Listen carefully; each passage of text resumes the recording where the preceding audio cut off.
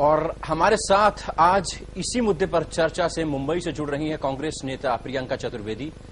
दिल्ली से भारतीय जनता पार्टी नेता जगदीश मुखी साहब हमारे साथ मौजूद हैं। इसके अलावा नोएडा से हमारे साथ जुड़ रहे हैं उत्तर प्रदेश के पूर्व डीजीपी प्रकाश सिंह और आम आदमी पार्टी के नेता कपिल मिश्रा। आप चारों का बहुत स्वागत है। मुखी साहब, सबसे पहले आपके पास आते हैं। भारतीय जनता पार्टी ने पिछले 2 से 3 दिनों में जो दिल्ली में हालात बने, जिस तरीके से मुख्यमंत्री खुद सड़कों पर उतरे और आम लोगों को भी खासी दिक्कतों का सामना करना पड़ा, भारतीय जनता पार्टी का क्या रिएक्शन है? किस तरीके से देखते हैं आप लोग इस एजिटेशन को? मैं समझता हूं कि मुख्यमंत्री के नाते से उन्हें धरने पर या सड़क पर बैठने की आवश्यकता नहीं थी। अपने पद का इस्तेमाल करते हुए उन्हें डायलॉग करके अपनी बात रखनी चाहिए थी, स्वीकार करानी चाहिए थी। किंतु वो भी उनके छुट्टी है, उनको कहीं भी बैठ सकते हैं धरने पर। किंतु जो धरने के स्थान तय किए हैं सरकार ने, वहीं पर धरना देना चाहिए था। सारी कानून व्यवस्था तोड़ करके, सारे कानून को एक धत्ता दे करके कहीं भी बैठ जाना, मैं समझता हूं ये कानून की उल्लंघना करना एक बात है, और जिस प्रकार की अराजकता फैला रहे हैं, जिस प्रकार की वो भाषा का इस्तेमाल कर रहे हैं, गणतंत्र के प्रति जिस प्रकार के शब्द इस्तेमाल किए गए हैं, वो मैं समझता हूं शर्मनाक ही हैं। आज केजरीवाल साहब ने ये कहा था कि गणतंत्र दिवस पर लोग इस बार झांकियां देखने नहीं आएंगे, वो इनके इस धरने को देखने के लिए पूरे देश से लोग आएंगे जी। और उस दूसरी तरफ अपने इनके पत्रकार जो आशुतोष साहब बोल रहे हैं, हम गणतंत्र का बहुत सम्मान करते हैं, बाकी सबकी तुलना में ज्यादा सम्मान करते हैं, और गणतंत्र के पर्व को ध्यान में रखते हुए हमने इसे एजिटेशन को विड्रॉ किया है। दोनों का कॉन्ट्रोडिक्शन आपके सामने है जी। इस वक्त हमारे साथ प्रकाश सिंह भी मौजूद हैं, जो कि पूर्व डीजीपी उत्तर प्रदेश रह चुके हैं। सिंह साहब, आपके पास आना चाहेंगे और ये जानेंगे आपसे कि पुलिस के मॉरल पर इससे क्या इफेक्ट पड़ेगा, क्योंकि अरविंद केजरीवाल भी कह रहे हैं कि सभी पुलिसकर्मी भ्रष्ट नहीं है।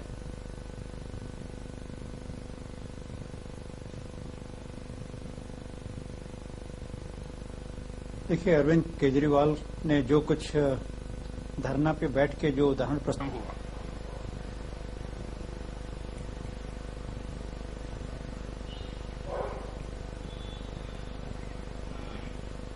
संविधान विशेषज्ञ सुभाष कश्यप जी हमारे साथ मौजूद रहेंगे, उनकी आवाज हम तक नहीं पहुंच पा रही। जगदीश मुखी जी हमारे साथ मौजूद हैं। मुखी साहब, यहां पर ये कह रहे हैं कि लोकतंत्र की जीत हो गई है और दिल्ली के जितने मंत्री हैं, अगर दिल्ली में किसी पर आंच आएगी, अगर दिल्ली में कोई बड़ा हादसा होगा तो इसी तरह से सड़कों पर उतरा जाएगा आम आदमी के साथ, आम आदमी के हित में। भारतीय जनता पार्टी शायद आम आदमी के हित में नहीं उतर पाई। ऐसा कभी मुख्यमंत्री या आपके नेताओं ने ऐसा एजिटेशन नहीं किया, लाठियां नहीं खाई, इसलिए आप लोगों से दूर रहे? हमने बहुत लाठियां खाई हैं, बहुत जेलों में रहे हैं, उनको गलतफहमी है। मैं इतना कहना चाहता हूं, ये जो कह रहे हैं कि हमारी बहुत बड़ी उपलब्धि है, जनता की जीत है, मैं इनको याद कराना चाहता हूं, कहीं भी यदि पुलिस ने ज्यादती की है, हमारा साधारण एक एमएलए एसएचओ को सस्पेंड करा के वापिस आता है। यहां मुख्यमंत्री को धरने पर बैठना पड़ रहा है, कैबिनेट को बैठने पड़ रहा है। ये केवल मात्र क्यों जो इन्होंने जनता को वादे किए थे वो पूरे नहीं कर पा रहे, ये शासन नहीं कर पा रहे, गवर्नेंस नहीं कर पा रहे, इसलिए उसको कवर करने के लिए आज ये सड़कों पर उतर आए हैं।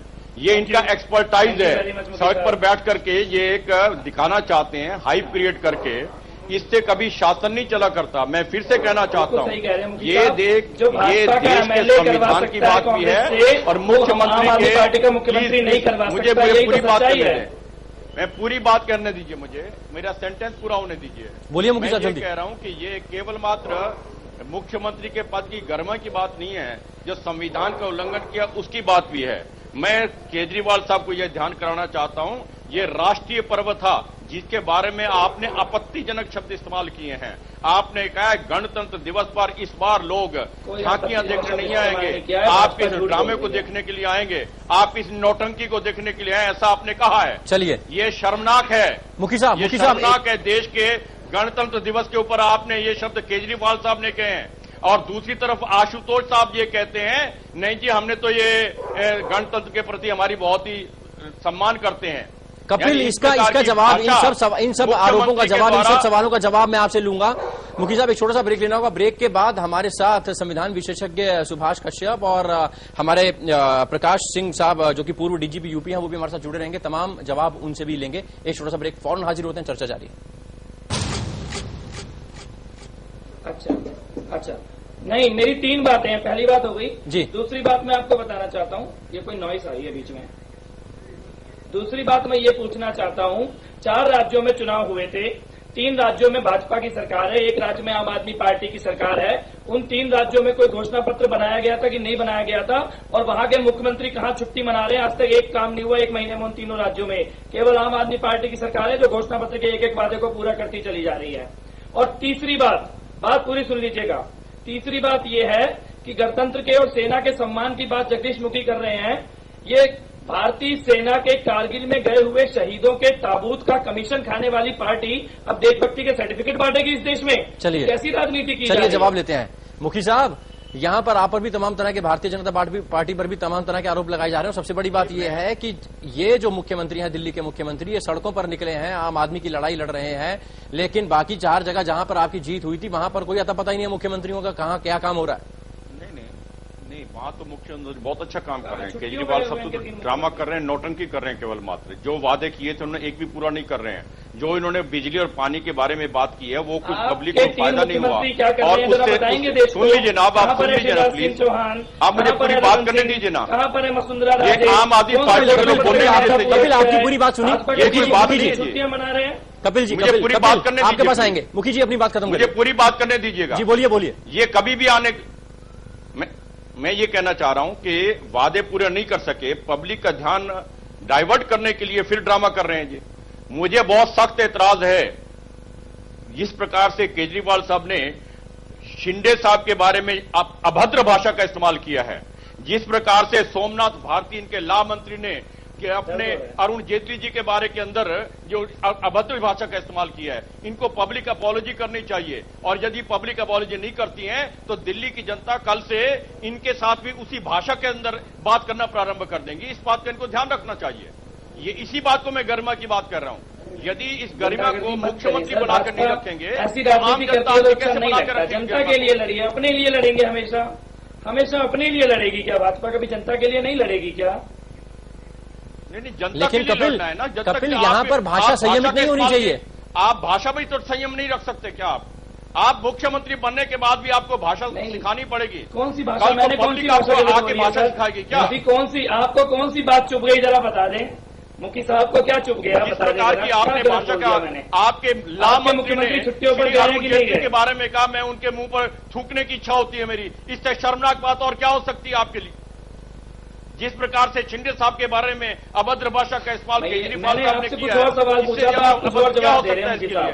मैंने ये पूछा था कि आपके 3 राज्यों के मुख्यमंत्री क्या कर रहे हैं और आप कहाँ की बातों कहाँ लेके चलिए कपिल, यहाँ पर हम ये भी जानना चाहेंगे आपसे। कोई जवाब नहीं है। वो आपकी तरह से अराजकता नहीं फैला रहे। आप काम करने की बहुत दूर, पूरे देश के अंदर, पूरे दिल्ली के अंदर फिर वही सवाल बार बार उठता है। कपिल, यहाँ पर सवाल वही उठता है कि इलेक्शन से पहले भी आप कांग्रेस को गाली निकालते थे, कांग्रेस के लिए भला बुरा बोलते थे, इलेक्शन की कैंपेनिंग में भी आपने कांग्रेस को भला बुरा दिल्ली के मुख्यमंत्री को भी आपने भला बुरा इलेक्शन के बाद आपने फिर उसी का दामन थाम लिया। अगर आपको इतनी तकलीफ है केंद्र सरकार से, सुशील कुमार शिंदे से, गृह मंत्रालय से, पुलिस से, तो फिर आपने ये समर्थन क्यों लिया? मुझे परेशानी इस बात से है कि मुख्यमंत्री बनने के बाद 36 घंटे में पूरे देश ने देखा और दिल्ली की जनता ने देखा कि जब आम आदमी और पुलिस की लड़ाई हो रही थी, आम आदमी के साथ जब लड़ाई हो रही थी तो भ्रष्ट भाजपा, कांग्रेस और पुलिस एक साथ खड़े थे और आम आदमी दूसरी तरफ खड़ा था। ये पूरे देश ने देखा है, पूरे देश ने देखा है सर ये। लेकिन कपिल, यहाँ पर आप लोग कह रहे हैं कि आप एक साथ कपिल आम आदमी दूसरी तरफ, यहाँ जो आपकी कार्यशैली है, आप लोग कहते हैं कि सड़क में उतरेंगे, आम लोगों के बीच में जाएंगे और जिस तरीके से हमारे नेताओं ने काम किया है उसी तरीके से अब काम होगा। लोग सड़कों पर उतरेंगे, पुलिस को ऑर्डर करेंगे कि दूसरे घर में जाइए, वहां पर रेड करिए, पुलिस वाला अपनी मजबूरी दिखाएगा कि मेरे पास ये अथॉरिटी नहीं है, मेरे पास सर्च वारंट नहीं है, मैं नहीं जा सकता। तो फिर उसके बाद आप कहेंगे इनको सस्पेंड करो, इनका तबादला करो, इनको छुट्टी पर भेजो, नहीं तो हम सड़कों पर उतरेंगे। अब ऐसी चलेगी क्या दिल्ली? नहीं, जी नहीं।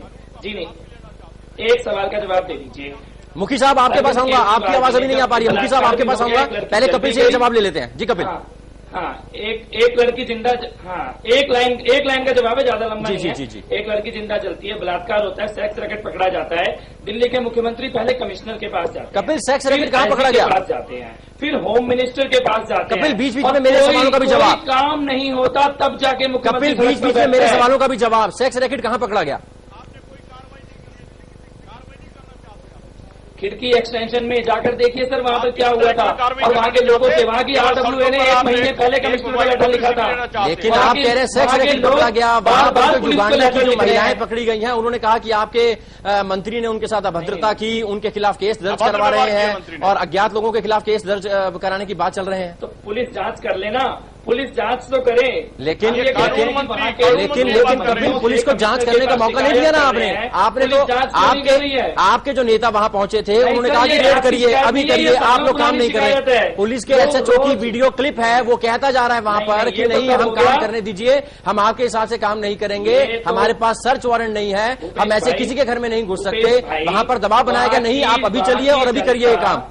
नहीं, कानून मंत्री ने कानून की धज्जियां उड़ाई हैं। मेरी जवाब तो सुनिए। खिड़की एक्सटेंशन के लोग पिछले साल भर से पुलिस में शिकायतें दर्ज करा रहे हैं और कानून मंत्रियों के पास जा रहे थे, और उस दिन रात को जनता कानून मंत्री के घर पर पहुंच जाती है और कहती है कि हमारी बात कोई नहीं सुन रहा है। आप जिस प्रकार से समस्या का समाधान, समस्या दुनिया को पता तो लगी, पुलिस वालों के कोई डर तो पैदा हुआ।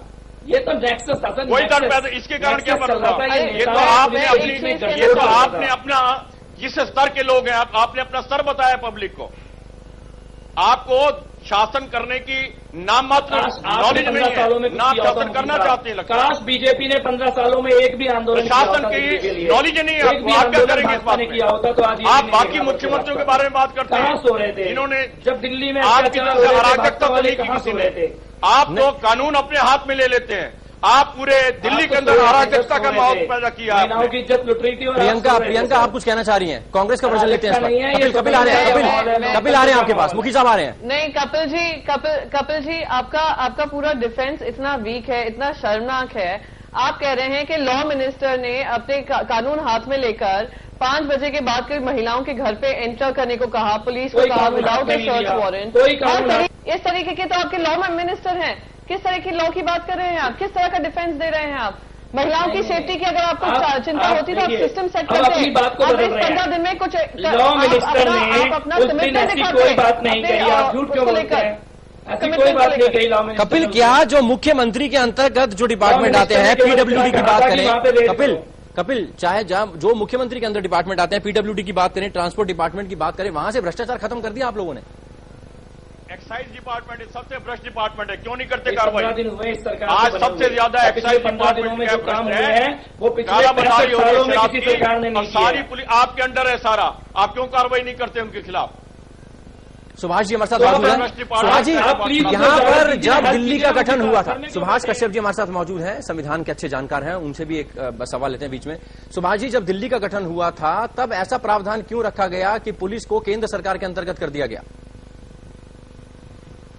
देखिए, मैं राजनीतिक संसद इसका निर्णय लेगी। मुखी साहब, यहाँ पर आपको भी लगता है कि विनोद कुमार बिन्नी की बात करें, दक्षिण दिल्ली का प्रकरण हो उसकी बात करें, या सोमनाथ भारती ने जो विवादित बयान दिए हैं, उनसे कहीं ना कहीं ध्यान डाइवर्ट करने के लिए ये सब कुछ किया गया? जी बिल्कुल ठीक कहा आपने। जो इन्होंने सारे कारनामे किए थे उनसे पब्लिक का अटेंशन डाइवर्ट करने के लिए धरने पर वापस आ गए जी। मैं तो हैरान इस बात पर हूं जी, जो केजरीवाल साहब ये कह रहे हैं कि हमारी उपलब्धि हुई है, जनता की जीत हुई है जी। भाई, ये तो एक साधारण MLA भी, जब ये कोई किसी पुलिस ने कहीं ज्यादती की है, कहीं पर उन्होंने अपना काम नहीं किया ढंग से, उसके कारण कोई घटना घटी है, तो SHO को सस्पेंड करा के आ जाते हैं इमीडिएटली। साधारण MLA करा के आते हैं। जो साधारण MLA ट्रांसफर करा देते हैं वो मुख्यमंत्री भी नहीं करा पाए। प्रियंका, आपका रिएक्शन बहुत संक्षेप में। नहीं, मैं ये कहना चाह रहा हूं, मुख्यमंत्री करा नहीं, उसके लिए मुख्यमंत्री को धरने पर क्यों बैठना पड़ा? जी। मैं अपनी बात सिद्ध कर रहा हूं कि वो केवल अटेंशन डाइवर्ट करने के लिए बैठना पड़ा उनको। जी। मुखी साहब, समय कम है। प्रियंका, आपका रिएक्शन बहुत जल्दी। नहीं, देखिए, रिएक्शन बस यही है कि एक संविधान को फॉलो करना जरूरी है। धरना प्रदर्शन करने से किसी का भला नहीं हो रहा है और जनता देख रही है कि आपका क्या एजेंडा है। आपने जो वायदे किए हैं उनको पूरा करने में ज्यादा ध्यान दें। साथ कब तक चलेंगे? साथ आप साथ कब तक चलेंगे? इस कांग्रेस के साथ कब तक चलेंगे आप? सॉरी, आम आदमी पार्टी के साथ कब तक चलेंगे? होगा जब तक वो लोगों को किए वायदे को पूरा करने की कोशिश करते रहेंगे, तब तक हमारा साथ उनके साथ है। पर अगर इस तरीके के काम करेंगे तो हमें भी सोचना जरूरी होगा कि इस तरीके का साथ देना जरूरी है या नहीं। आखिरी में एक्सपर्ट कमेंट्स कपिल आपका बहुत संक्षेप में। नहीं, मैं तो यही कहना चाहूंगा, बिल्कुल धारा 144 हम लोगों ने तोड़ी, और इस धारा 144 को अगर तोड़ना पड़ेगा अपनी मां बहन बेटियों की सुरक्षा के लिए तो तोड़ा जाएगा। और जगदीश मुखी साहब ने जो बोला कि भाजपा का एमएलए अगर कहता है तो कांग्रेस का गृह मंत्री तुरंत ट्रांसफर कर देता है, लेकिन आम आदमी पार्टी के मुख्यमंत्री के होने पर नहीं करता, ये तो हम कहते हैं। मतलब कार्यशैली आपकी यही रहेगी, आप अभी भी कह रहे हैं कि अगर हमने धारा 144 तोड़ी है तो आगे भी तोड़ते रहेंगे। बहुत बहुत शुक्रिया तमाम मेहमानों का। सुभाष जी आपका बहुत शुक्रिया, मुखी साहब आपका बहुत शुक्रिया, प्रियंका आपका शुक्रिया और कपिल आपका भी बहुत बहुत शुक्रिया। तो फिलहाल आज की इस खास पेशकश में इतना ही। दीजिए इजाजत, ब्रेक के बाद भी खबरों का सिलसिला जारी रहेगा। आप चलते रहिए समय के साथ। सारमा।